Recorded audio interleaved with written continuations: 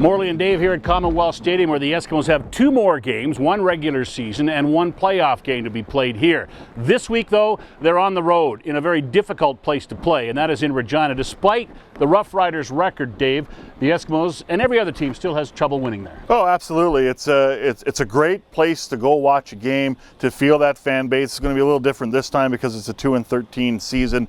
Their fan bases unfortunately have watched their football team put up so far this year, but it's their final home game of the regular season. So I'm sure that team is going to want to put on a pretty good show for that fan base. And let's face it, they don't like the Edmonton Eskimos, so that makes it even better. Making it tougher for the Eskimos, the fact that on defense especially, two starters won't be in the lineup. It looks like J.C. Sherritt and Aaron Grimes will not play this weekend. No, it doesn't look like it, and that's two key losses to their defense against an offense that's pretty darn good in Saskatchewan. They've been top three or near the top or at the top all season long. So we're going to see Corey Jones start at middle linebacker. That's what most likely will happen. He's been in the lineup all year long doing some situational work on defense, playing mostly on special teams. And then Casey Rogers likely will make his debut at halfback on the wide side of the field. And he's a rookie, so we'll see how that plays out. The Eskimos' preparation week was interesting. The most important day when you're prepping for a CFL game, they say, is day 2.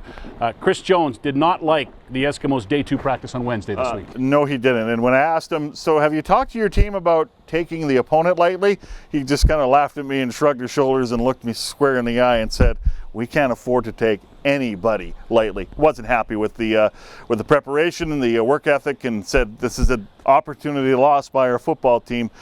So they're going to have to really find a way to check in mentally and physically again in this football game on Saturday. So that takes us to our marquee matchup, which this week is basically the Eskimos against the Eskimos. The Eskimos should win this football game. They've won 6 in a row. They're in first place. The Riders have 2 wins all season. They're in last place. Their season is over.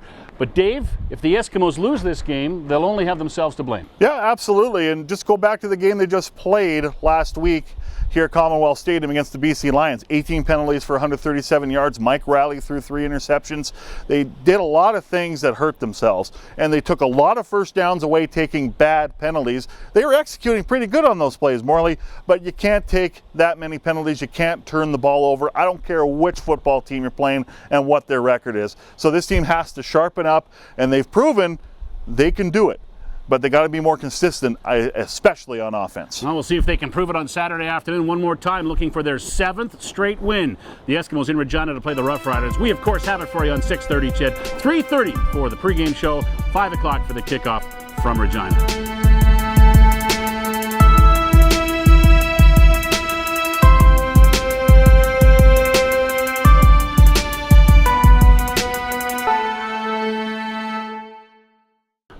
Man, this would be a great place to watch a game from, eh? Love it.